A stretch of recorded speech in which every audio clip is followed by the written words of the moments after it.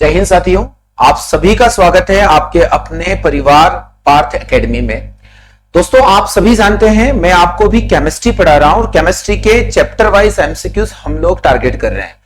हर दिन top 20 question की श्रृंखला को मैं लेकर आ रहा हूं और इसमें टॉपिक वाइज मैं आप लोगों को टारगेट कर रहा हूं 20 महत्वपूर्ण प्रश्नों को। एक चैप्टर से 100 अति महत्वपूर्ण प्रश्न हम लोग कर रहे हैं और अभी हम लोग जो टॉपिक पढ़ रहे हैं उसका नाम है धातु और अधातु। मॉक 15 मैं आप लोगों को पढ़ा चुका हूं। ये टॉप 20 क्वेश्चन जो एग्जाम्स में आ चुके हैं प्रीवियस और आने वाले एग्जाम में भी ये देखने को आपको मिल सकते हैं। तो अभी हम मेटल नॉन मेटल जो केमिस्ट्री का बहुत ही बेहतरीन और आने वाला टॉपिक माना जाता है, इसके एमसीक्यू को हम लोग सॉल्व कर रहे हैं। आज बारी है इसके पार्ट 2 की। धातु अधातु में पार्ट 2 यानी कि मॉक 17 को हम लोग टारगेट करेंगे। वेरी इंपोर्टेंट क्वेश्चन है यहां पर। तो चलिए शुरू करते हैं आज का सेशन। बैठ जाइए अपना कॉपी और पेन लेकर और सभी कॉन्सेप्ट्स को आप अपने नोट्स में जरूर लिखें ताकि एग्जाम्स में ये आपको जरूर सपोर्ट करें। तो चलिए आज का हम लोग देख लेते हैं मॉक 16 का होमवर्क क्वेश्चन जो धातु अधातु से आप लोगों के लिए मैं छोड़कर गया था। सबसे पहले शुरुआत करते हैं उसी प्रश्न से। तो आज का हमारा जो होमवर्क प्रश्न था वो क्या था, आप लोग देख लीजिएगा।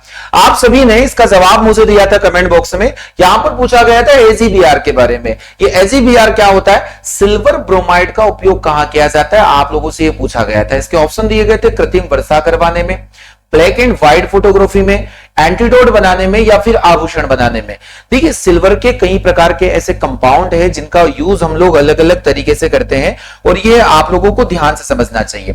अगर हम लोग सिल्वर आयोडाइड की बात करें, आप लोगों ने एक कंपाउंड का नाम सुना होगा सिल्वर आयोडाइड। और सिल्वर आयोडाइड क्या होगा, तो सिल्वर आयोडाइड का यूज हम लोग कृत्रिम वर्षा में करते हैं। कृत्रिम वर्षा में या आर्टिफिशियल रेनिंग है ना, आर्टिफिशियल रेन में इसका यूज हम लोग करते हैं।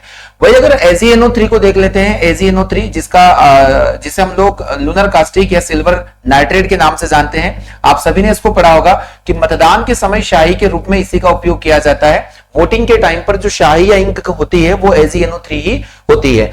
अगर हम लोग और भी बात करें AgCl की, AgCl यह एक प्रकार का इसका जो व्यापारिक नाम होगा वह होगा हॉर्न सिल्वर। काफी महत्वपूर्ण एग्जाम में आता है और यहां पर पूछा गया है AgBr।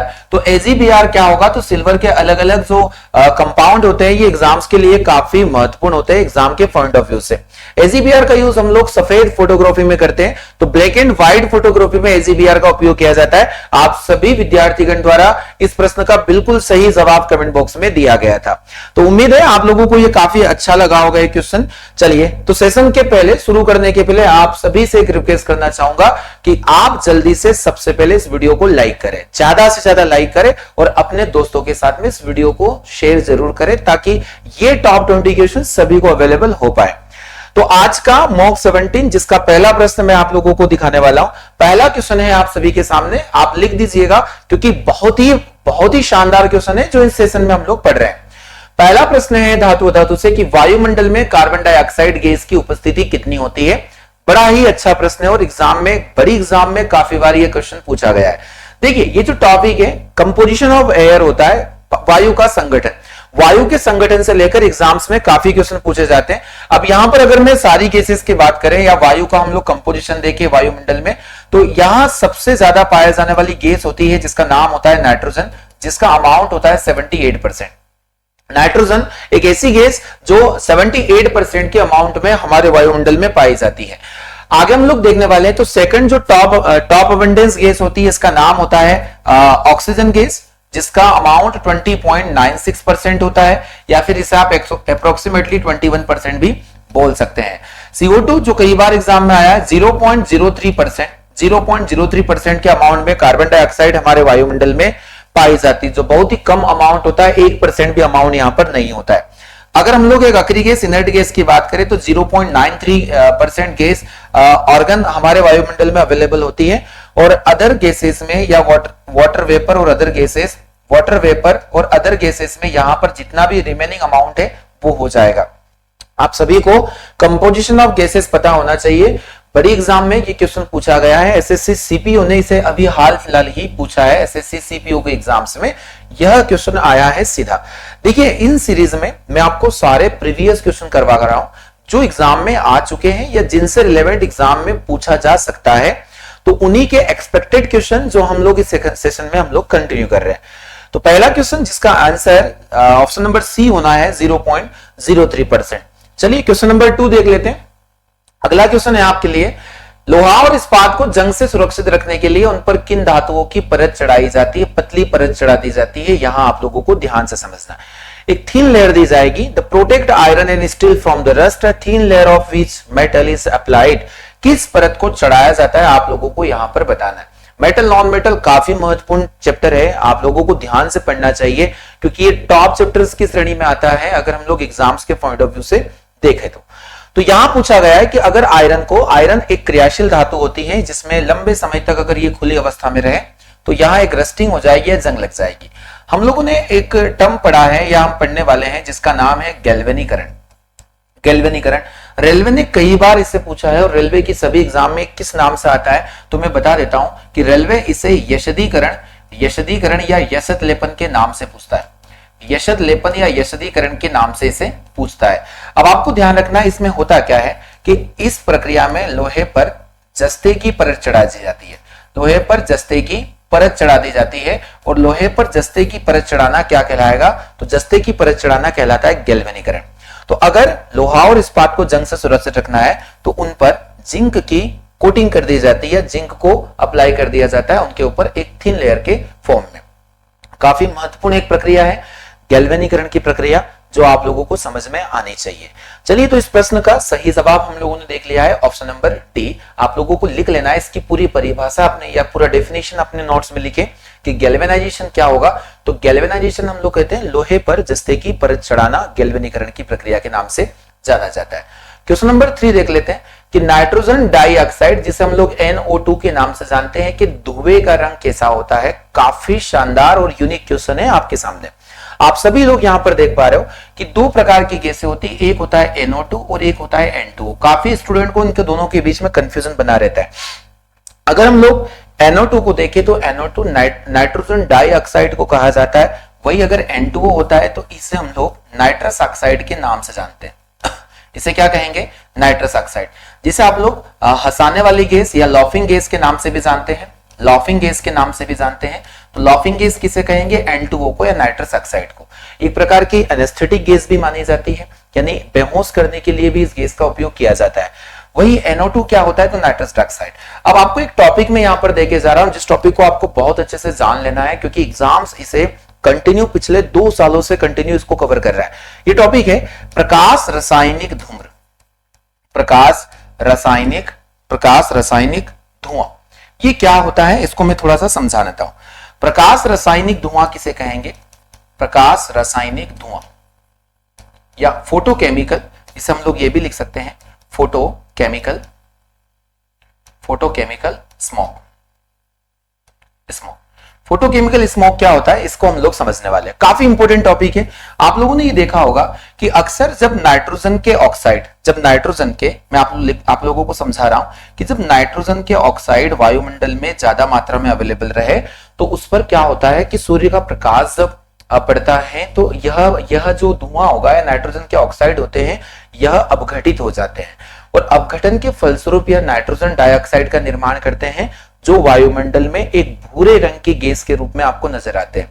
इनसे नाइट्रोजन के ऑक्साइड से श्वसन संबंधित समस्याएं क्रिएट होती हैं सभी जानवरों में। तो आप लोगों को ध्यान से समझना है कि प्रकाश रासायनिक धूम्र जिसे हम फोटोकेमिकल स्मोक के नाम से जानते हैं, जहां ये कहां पर पाया जाता है? तो जहां पर पेट्रोल डीजल या हाइड्रोकार्बन से चलने वाले जो वाहन होते हैं उनकी संख्या ज्यादा होती है, वहां पर फोटोकेमिकल स्मोक आपको देखने को मिल सकता है। तो आप लोगों को बहुत अच्छे से इस टॉपिक को समझना है कि फोटोकेमिकल स्मोक क्या है। तो यहां इसका जो कलर होगा वो कैसा हो जाता है? भूरा कलर, यानी कि ब्राउन कलर इसका बिल्कुल सही आंसर होने वाला है। तो ये कब होगा कि जब नाइट्रोजन के ऑक्साइड पर सूर्य का प्रकाश पड़े तो उस वक्त ये अपघटित होकर एक भूरे रंग के धुएं के रूप में वायुमंडल में एक बादल के रूप में ये फैल जाता है, जिसे हम लोग प्रकाश रासायनिक धुएं के नाम से जानते हैं। सही जवाब इसका हो जाएगा ऑप्शन नंबर ए। चलिए क्वेश्चन नंबर 4 देख लेते हैं। क्वेश्चन नंबर 4 है आपके लिए कि जल में हाइड्रोजन और ऑक्सीजन की परमाणु संख्याओं का अनुपात कितना होता है, यानी परमाणुओं का अनुपात आपको बताना है पानी के अंदर। अगर हम लोग पानी का फार्मूला देखें तो बिल्कुल सिंपल फार्मूला जिसे हम लोग H2O कहते हैं। अगर हम लोग परमाणु संख्या की बात करें तो परमाणु का मतलब होगा यहां पर कितने एटम अवेलेबल है। जैसे अगर मैं आपसे पूछता हूं कि सल्फ्यूरिक एसिड में परमाणुओं की संख्या कितनी होती है, H2SO4 में कितनी होती है, अगर हम लोग देखें HNO3 में परमाणुओं की संख्या कितनी होती है, इस प्रकार के प्रश्न एग्जाम में आते हैं तो आपको बताना है यहां हाइड्रोजन के टोटल 2 परमाणु हैं, वही सल्फर का 1 परमाणु है और ऑक्सीजन के 4 परमाणु हैं। तो यहां परमाणुओं की संख्या 4 और 1 5, 5 और 2 7 यहां पर हो जाएगा। वही अगर हम लोग HNO3 की बात करें तो यहां हाइड्रोजन 1 है, नाइट्रोजन 1 है और ऑक्सीजन 3 है, 3 और 1 4 और 1 5 यहां पर परमाणु हो जाएंगे। वैसे ही पानी के अंदर कुल 3 परमाणु होते हैं, 2 परमाणु हाइड्रोजन के और 1 परमाणु ऑक्सीजन का। तो यहां पर जो रेशियो बनेगा वो 2:1 बनेगा और इसका सही जवाब 2:1 होगा, यानी कि ऑप्शन नंबर बी इस प्रश्न का आपके लिए सही जवाब होना है। इस प्रकार के क्वेश्चन नंबर ऑफ एटम को काउंट करने का या रेशियो बनाने का प्रश्न एग्जाम में काफी बार पूछा जा चुका है। चलिए, तो इसके लिए आप सभी को तैयार होना है और नोट्स में इन क्वेश्चंस को आप जरूर इंक्लूड करें। अगला क्वेश्चन है, क्वेश्चन नंबर 5 है आप लोगों के लिए और काफी महत्वपूर्ण क्वेश्चन है। पूछा जाता है कि खाद्य पदार्थों के डिब्बों पर जिंक के बजाय टीन का लेप होता है। जितने भी फूड कंटेनर होते हैं उन पर हम कोटेड करते हुए tin instead of zinc, because zinc का उपयोग हम लोग करते हैं। यहां पर पूछा गया कि जिंक के बजाय हम टीन का लेप करते, क्या वजह है? जिंक का लेप नहीं करते और टीन का लेप करते, इसका प्रमुख कारण क्या है? चलिए इसके कारण हम लोग पढ़ लेते हैं। टीन की अपेक्षा अगर हम लोग देखें तो टीन की अपेक्षा जिंक महंगा होता है, टीन की अपेक्षा जिंक का गलनांक अधिक होता है, या टीन की अपेक्षा जिंक अधिक अभिक्रियाशील होता है, या टीन की अपेक्षा जिंक कम क्रियाशील होगा। देखिए, आपको एक बात यहां से समझना पड़ेगी कि फूड प्रिजर्वेटिव या फिर हम लोग अगर फूड कंटेनर देखें तो जितने भी फूड कंटेनर होते हैं लंबे समय तक भोजन को उनमें रखा जाता है। अगर वो जो फूड कंटेनर है किसी ऐसी धातु से बने हुए हैं जो बहुत ज्यादा रिएक्टिव है या क्रियाशील है, तो भोजन के साथ में ये कई प्रकार के टॉक्सिक मटेरियल का निर्माण भी कर सकते हैं, क्योंकि कई प्रकार की धातुओं के जो ऑक्साइड होते हैं वो टॉक्सिसिटी भी दिखाते हैं, यानी कि विषाक्तता भी दिखा सकते हैं। तो हमें इन फूड कंटेनर को ऐसी मेटल से बनाना होता है जो नॉन रिएक्टिव होती है या थोड़ी सी कम रिएक्टिव होती है। तो अगर हम लोग देखें कि जिंक के बजाय टीन का लेप, ये इसलिए कि टीन की अपेक्षा जिंक जो होती है अधिक अभिक्रियाशील होती है, टीन उससे कम अभिक्रियाशील होती है, इसलिए इसका प्रयोग हम लोग फूड कंटेनर बनाने में करते हैं। तो काफी इंपॉर्टेंट क्वेश्चन है, एग्जाम में ऐसे प्रश्न बहुत ज्यादा पूछे जाते हैं। आप अच्छे से लेवल देख सकते हैं, मैं आपको बहुत अच्छा लेवल पढ़ा रहा हूं यहां पर, क्योंकि हम लोग लेवल से कभी भी कॉम्प्रोमाइज नहीं करेंगे या फिर इसे हम लोग समझौता नहीं कर सकते, क्योंकि आपकी एग्जाम इस बार निकालना है।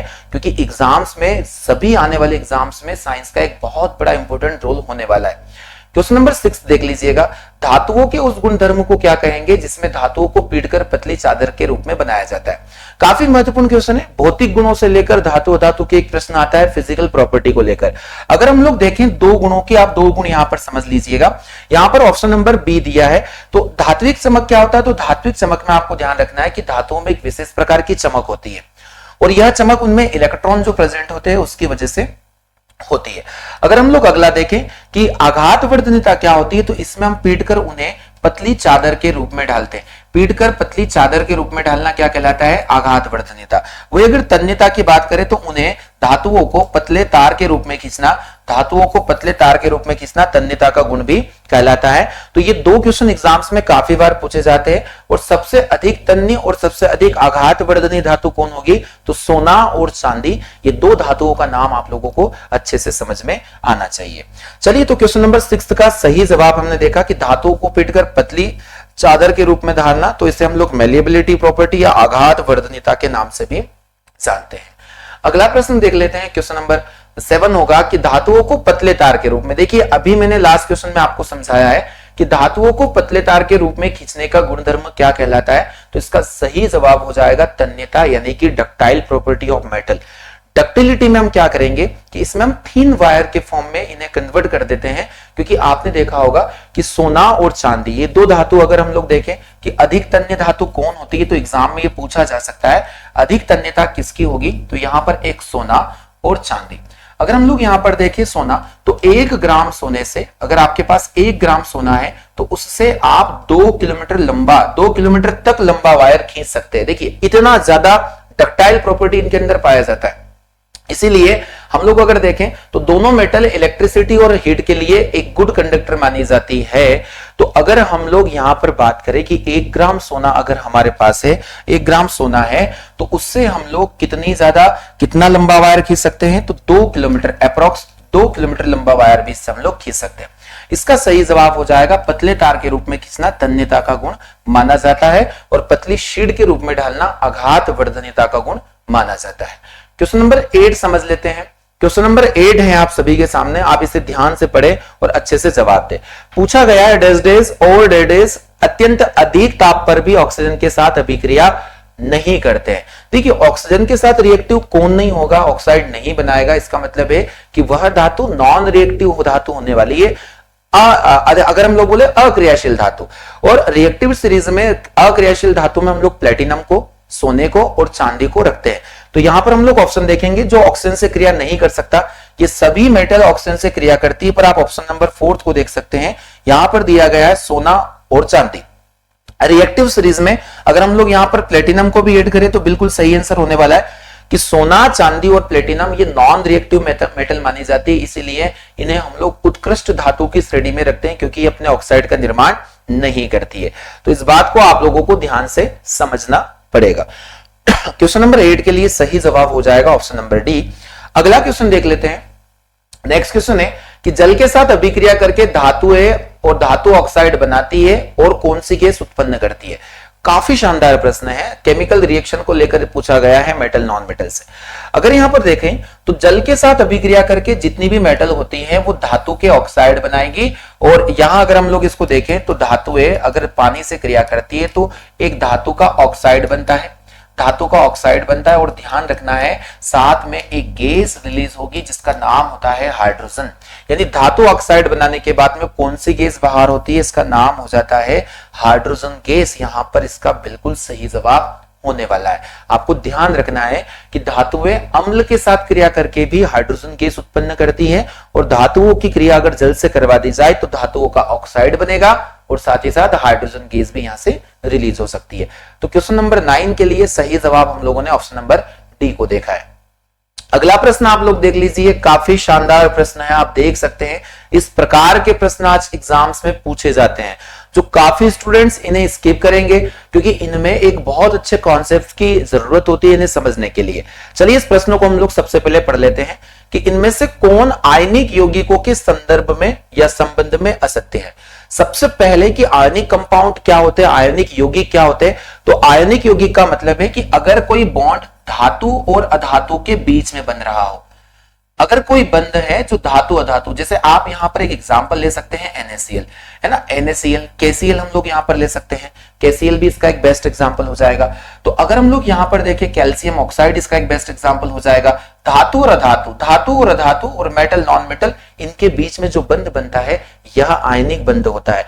तो इसके संदर्भ में आपको असत्य कथन बताना है। पहला ऑप्शन हम लोग पढ़ लेते हैं कि यह ठोस और कठोर होते हैं और दाब डालने पर टुकड़ों में टूट जाते हैं। तो आप अगर नमक को देखेंगे तो ये ठोस क्रिस्टली फॉर्म में, अक्रिस्टली फॉर्म में पाए जा सकते हैं, और ये अगर हम लोग इन पर दबाव डालते तो ये टुकड़ों में टूट जाएंगे। ये कथन बिल्कुल सत्य होने वाला है। वही अगर हम लोग देखें तो इनका जो मेल्टिंग है और बॉइलिंग है, गलनांक और क्वथनांक वो काफी उच्च होता है, तो यह बात भी बिल्कुल सही होने वाली है। अगर हम लोग देख लेते हैं कि ये जल में घुलनशील होते हैं लेकिन केरोसिन और पेट्रोल में अघुलनशील होते हैं, तो ये भी बिल्कुल सही होगा। और ठोस अवस्था में विद्युत का चालन करते हैं लेकिन गलित अवस्था में नहीं, यह कथन बिल्कुल रॉन्ग होगा, क्योंकि ये जल, नमक को अगर हम लोग जल में घोल दें तो जल में घुलने के बाद ये विद्युत का सुचालक होंगे, पर ये ठोस अवस्था में विद्युत का कुचालक होंगे, यानी बैड कंडक्टर होंगे। तो लिक्विड स्टेज में ये आयन बना लेते हैं। अगर पानी, नमक को हम लोग जल में घोलेंगे तो यहाँ दो प्रकार के आयन बनेंगे, Na+ और Cl-, और जल के अंदर विद्युत का संवहन करने के लिए आयनों की काफी आवश्यकता होती है, इसीलिए यहाँ पर ये प्रश्न का सही जवाब हो जाएगा ऑप्शन नंबर डी, जो गलत स्टेटमेंट है। काफी अच्छा क्वेश्चन है और एग्जाम में इस लेवल के प्रश्न एग्जाम में पूछे जाते हैं। अगला क्वेश्चन देख लीजिएगा कि लोहा सर्वाधिक उपयोग में आने वाली धातु है, लेकिन कभी भी शुद्ध अवस्था में इसका उपयोग नहीं किया जाता, क्योंकि शुद्ध लोहा अत्यंत होता है। देखिए हमेशा ध्यान रखना है कि जो प्योर मेटल होगी वो उन्हें प्योर फॉर्म में नहीं रखा जाता, क्योंकि जैसे अगर हम लोग देखें शुद्ध सोना 24 कैरेट का होता है, पर ज्वेलरी बनाने में इसका उपयोग हम लोग नहीं करते। तो इसका प्रमुख कारण होता है कि शुद्ध सोना अत्यंत नर्म होगा, यानी कि इसके अंदर नम्रता बहुत ज्यादा होगी, इस वजह से आभूषण नहीं बनाए जा सकते। तो अगर हम लोग देखें शुद्ध अगर लोहा है तो वहां भी बहुत ज्यादा ये सॉफ्ट होगा, और इस सॉफ्ट होने की वजह से इससे हम लोग यूज नहीं करेंगे। तो इसे कठोर बनाने के लिए कुछ मात्रा में कार्बन का अमाउंट मिलाया जाता है, इस बात को आप लोगों को समझना है। कार्बन यहां पर मिलाया जाएगा, तो इसका यूज नहीं कर सकते क्योंकि यह अत्यंत नम्र होता है, इस बात को आप लोगों को समझना है। चलिए अगला क्वेश्चन देख लेते हैं। इनमें से किसे सफेद सोना भी कहा जाता है? वन लाइन फैक्ट के क्वेश्चन है और काफी बार ये एग्जाम में आ भी चुका प्रश्न है कि सफेद सोना या व्हाइट गोल्ड किसे कहा जाता है? White gold. तो व्हाइट गोल्ड आप लोगों को यहां पर पता होगा, प्लेटिनम एक धातु होती है जो उत्कृष्ट धातु की श्रेणी में आती है, और सक्रियता श्रेणी में सोने के भी नीचे आने वाली धातु होती है जो नॉन रिएक्टिव होती है, सोने से भी महंगी धातु होती है। तो प्लेटिनम के बारे में आप लोगों को ध्यान रखना है कि प्लेटिनम को व्हाइट गोल्ड के नाम से जाना जाता है या सफेद सोने के नाम से जाना जाता है। अभी कमर्शियल नेम में स्पेशल एक टॉपिक लूंगा, कमर्शियल नेम या व्यापारिक नाम जो एग्जाम्स में पूछे जा सकते हैं, वेरी इंपॉर्टेंट। सही जवाब हो जाएगा इसका सफेद सोना, जिसे हम लोग प्लेटिनम के नाम से भी जानते हैं। क्वेश्चन नंबर 13 है जो आप लोगों को काफी अच्छे से समझना है। 13 क्वेश्चन क्या बोल रहा है देखिएगा, सोने का कृत्रिम रूप किसे कहा जाता है? इस बात को आप लोगों को समझना है। तो सोने का कृत्रिम रूप यानी कि आर्टिफिशियल, अगर हम लोग देखिए आर्टिफिशियल फॉर्म ऑफ गोल्ड। देखिए ये क्वेश्चन थोड़ा अलग है क्योंकि आप हो सकता है इसमें आप लोगों ने पढ़ा हो कि बेवकूफों का सोना हम आयरन पायराइड को कहते हैं।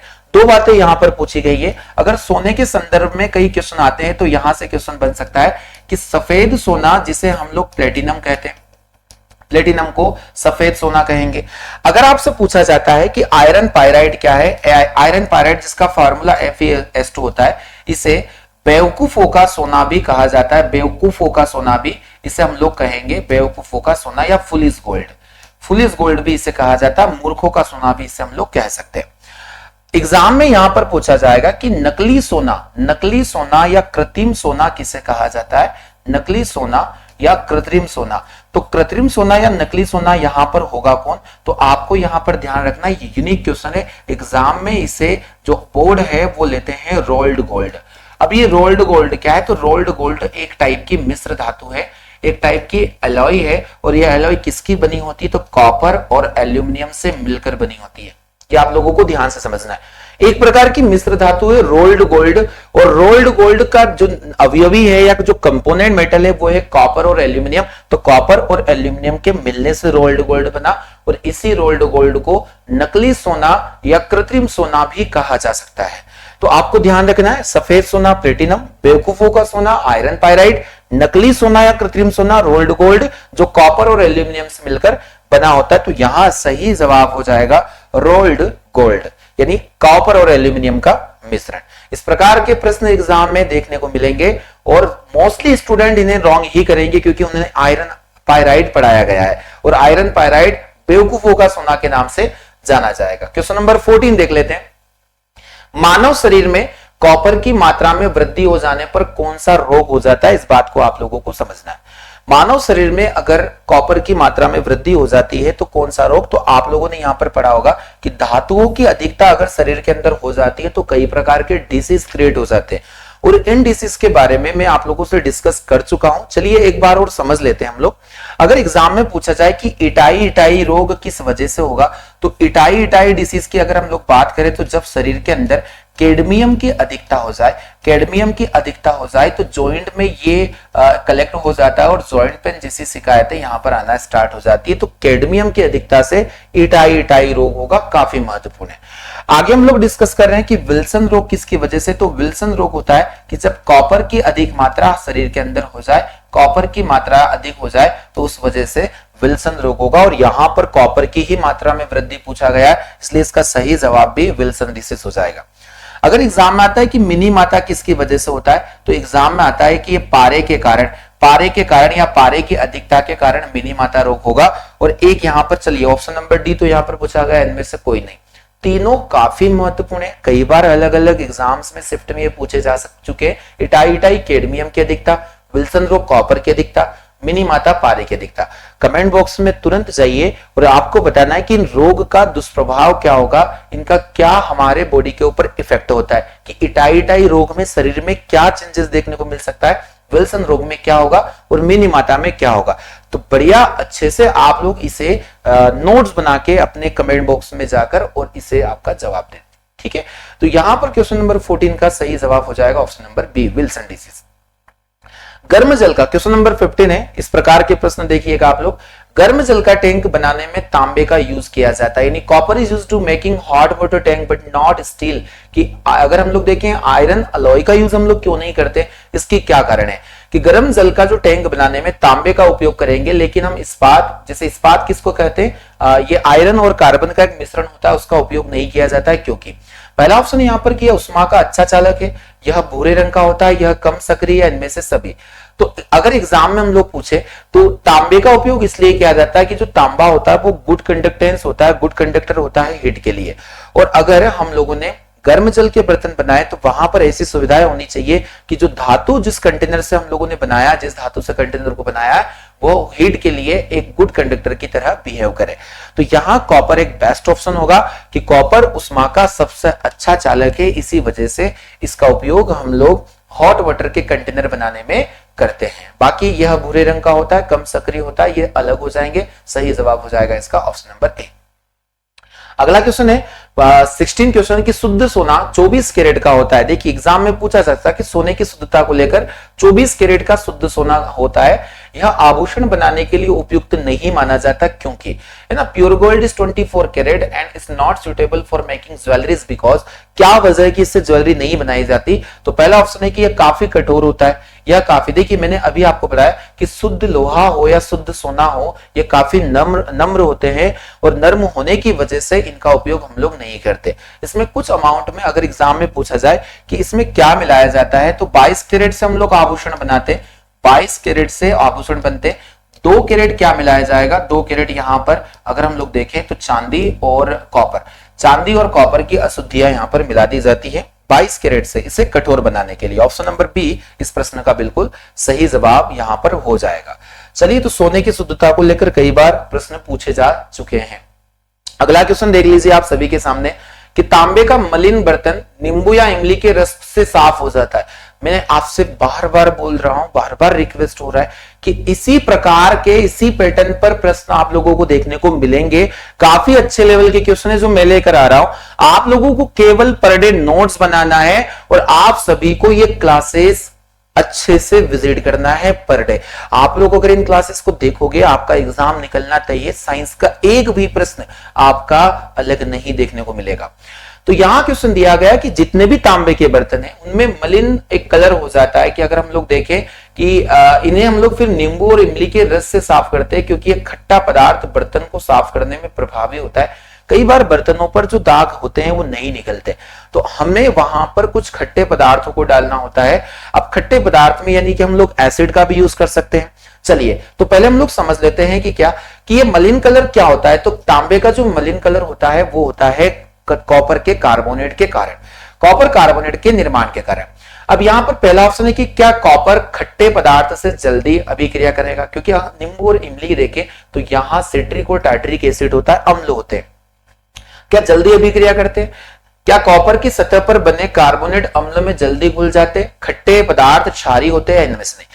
देखिएगा, अगर दाग को वहां से निकालना है तो आप लोगों को कार्बोनेट की जो लेयर को निकालना है, तो इसका मतलब है कि वो एसिड के अंदर डिसॉल्व हो जाए, और जैसे ही डिसॉल्व होगा वो वहां से हट जाएगा। इसका सही जवाब हो जाएगा ऑप्शन नंबर बी, यानी कि पूछा गया यहां पर कि कॉपर की सतह पर बने कार्बोनेट अम्ल में जल्दी से घुल जाते हैं और जल्दी से ये तांबे का जो कार्बोनेट है ये वहां से हट जाता है और बर्तन साफ हो जाता है। तो क्वेश्चन नंबर 17 काफी अच्छा क्वेश्चन है, एग्जाम में पूछा जा सकता है।